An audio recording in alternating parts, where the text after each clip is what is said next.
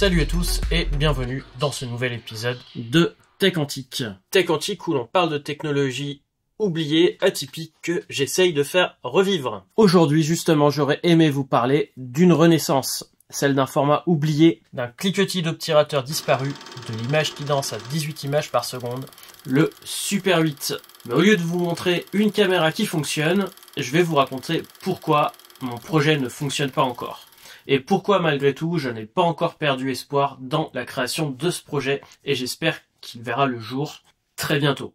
Le Super 8, c'est l'écho des années 60 et 70, une époque où faire un film tenait dans une cartouche, 3 minutes de silence argentique, qu'il fallait ensuite poster pour la voir revenir, développer, tangible, que l'on pouvait ensuite projeter et mélanger plusieurs de nos bobines qui sont développées, donc les découper, les remonter, pour créer un vrai film. Un cinéma de famille, de vacances, d'essais poétiques, accessible à tous, avec à l'époque des caméras qui allaient de la plus basique, comme les Kodak Instamatic,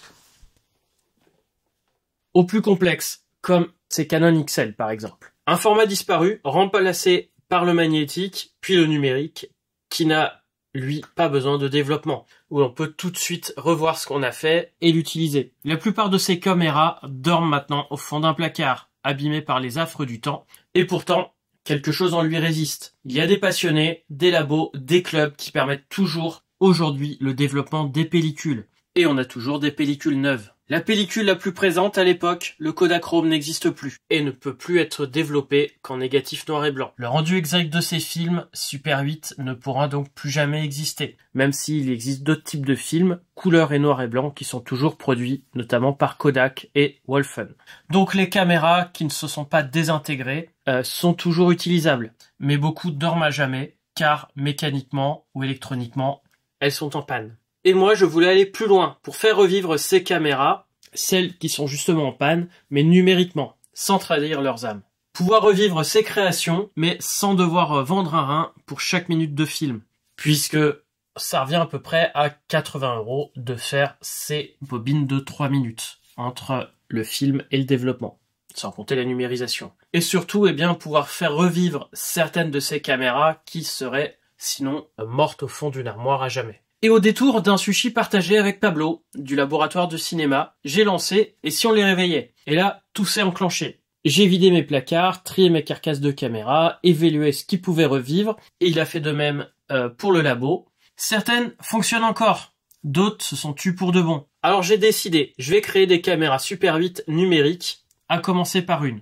La petite Kodak Instamatic M24, la plus basique que j'ai en stock, et donc la plus simple à rétrofiter. Son électronique est morte, comme beaucoup de ses congénères, donc ce ne sera pas une grosse perte de ne plus être à l'état original. Mon cahier des charges était un hommage. Un capteur de la taille du film, ou en tout cas proche, une cadence fidèle. Je voulais sortir des fichiers qui avaient 18 images par seconde, avec des fichiers, des blocs de 3 minutes max, comme en fait une cartouche de Super 8 standard. Un viseur optique, donc le viseur original, un déclencheur en gâchette, le déclencheur original aussi. Par contre, le son du moteur, cette fois-ci, on va le simuler avec un petit haut-parleur, tout en étant assez proche du son original. Et surtout, je voulais qu'en sortie, on ait un rendu proche du Kodachrome, ce film mythique, pour revivre ces moments au plus proche possible, en évitant l'étape de développement, qui est devenue ni écologique, ni facile de nos jours. Et le tout est bien alimenté par un Banana Pi 0 ou un Raspberry Pi 0. En rajoutant quelques boutons, une ou deux LED et un capteur USB industriel et puis un petit peu de ruse pour faire fonctionner tout ça là-dedans. Ces petites cartes, les Raspberry Pi, ce sont des nano-ordinateurs. Ce sont celles qui vont contrôler la nouvelle caméra, contrôler les boutons, récupérer les images du capteur, appliquer les filtres pour coller au mieux au rendu Kodachrome, et puis par la suite peut-être de pouvoir simuler plusieurs films, avant de copier les fichiers de 3 minutes sur la carte dans un format qu'on peut ensuite relire et partager. La Raspberry Pi, c'est le nano-ordinateur le plus connu, là où il y a le plus de documentation, mais le modèle 0 n'est pas très puissant et n'a que 512 mégaoctets de RAM et pas de mémoire de stockage, ça doit être obligatoirement sur une micro SD.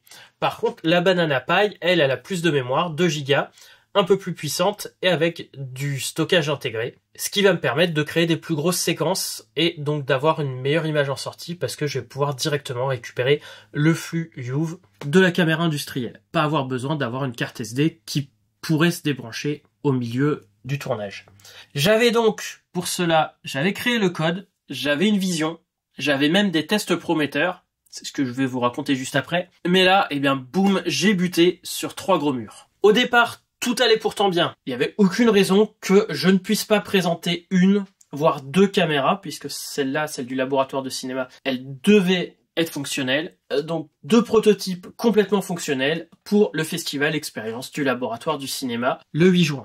Je tente donc de mettre les pièces dans la caméra sans les brancher, j'ai assez de place, tout va bien. Je teste le capteur à la main devant l'objectif et je suis même impressionné par le rendu qui ressemble sans traitement, un peu granuleux, presque au Super 8, de façon brute. Donc je me dis, il va pas falloir grand chose en traitement pour avoir vraiment un truc qui ressemble au Kodachrome. Je commence donc les tests de programmation, je me connecte dessus à distance en USB, tout se passe bien. Je peux même, avec un bouton sur breadboard, lancer la caméra, même si je dois un peu réviser quand je fais la programmation mon langage Python, qui est devenu un peu rouillé en ayant changé de métier. Mais bon, c'est revenu assez vite. Et puis maintenant on a ChatGPT qui permet d'avoir un peu d'aide. Sur la table, eh ben, quand on appuie sur la gâchette, en tout cas le bouton qui appuie sur la gâchette, eh bien la caméra lance le tournage, allume la LED, se met à clignoter quand on arrive presque aux 3 minutes, simule le bruit du moteur, crée des fichiers vidéo, même si sans objectif, il n'y a rien de vraiment utilisable puisque j'ai fait le test avec directement le capteur comme ça.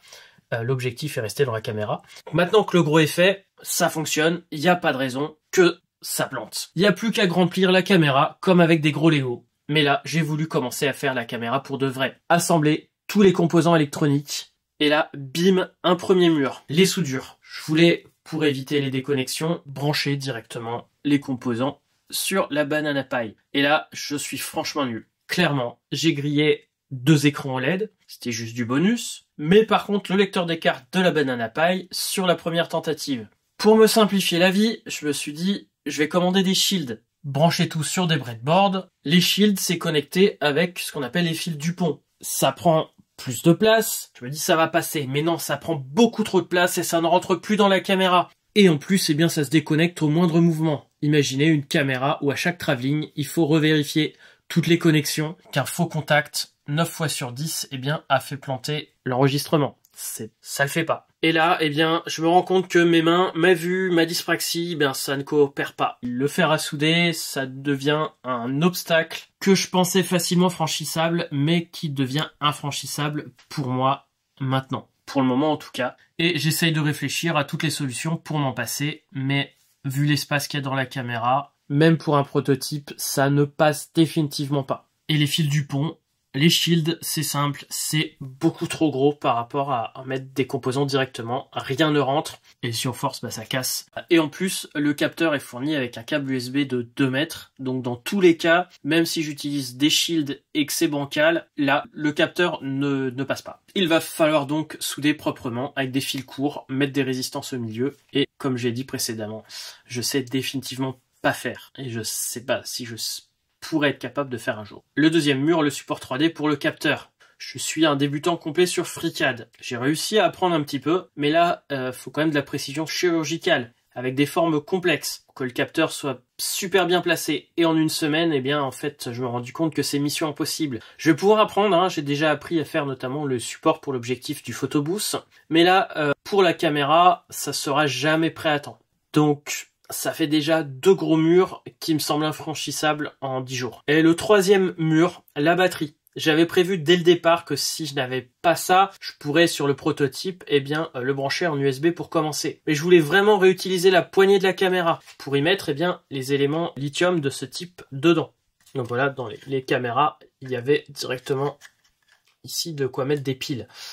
Il y a des éléments lithium qui ont à peu près une forme similaire, donc il faut pas grand chose pour les modifier. Il y aurait juste à rajouter un petit port USB pour la charge. Mais pour ça, il faut justement gérer correctement la charge et la décharge et le bon voltage pour mettre du 5 volts exact à la Raspberry Pi ou à la Banana Pi qui sont pas tolérantes du tout. Et ça, je maîtrise pas. Le peu de tests que j'ai fait, la tension n'est pas bonne, la Raspberry Pi elle râle tout le temps et je suis un peu parano avec le lithium et la batterie de ma petite caméra Fimi Palm ne m'a pas aidé puisque elle a presque pris feu en utilisation normale cette semaine quand je préparais la caméra, donc ça m'aide pas à prendre confiance, à faire mumuse avec les batteries au lithium. Et là, on est à une semaine de la deadline. Ça fait quelques temps que j'en ai perdu le sommeil et je dirais que là maintenant j'ai honte parce que je sais que les murs sont pas franchissables dans la semaine. Pas honte d'avoir essayé, mais honte d'avoir cru que je pouvais faire tout seul, si vite et si maladroitement avec mes mains qui se débrouillent mal et mes yeux. Et peut-être de ne pas avoir su aussi demander de l'aide plus tôt. Mais ça, c'est toujours un gros souci pour moi. J'ai déjà perdu mon travail pour ça. Alors aujourd'hui, cette vidéo n'est pas la fin. En tout cas, j'espère. J'ai trop de projets commencés et pas finis. Mais celui-là, cette fois-ci, c'est juste une interlude. C'est le moment où je vous dis, ce projet me tient vraiment à cœur et à cœur aussi de le partager. J'ai fait 80% du chemin, mais je bloque sur les 20% restants. J'aimerais vraiment vous dire qu'on a réussi à réaliser des courts-métrages avec ces caméras Super 8 modifiées, que ce soit les miennes, celles du laboratoire de cinéma ou les vôtres. Alors plutôt que de tout enterrer, je vous propose de continuer ensemble. Peut-être que parmi vous, il y a des pros de la soudure qui pourraient m'aider et faire ce genre de toute petite connexion solide, des experts en modélisation 3D et des électroniciens tranquilles avec des batteries au lithium.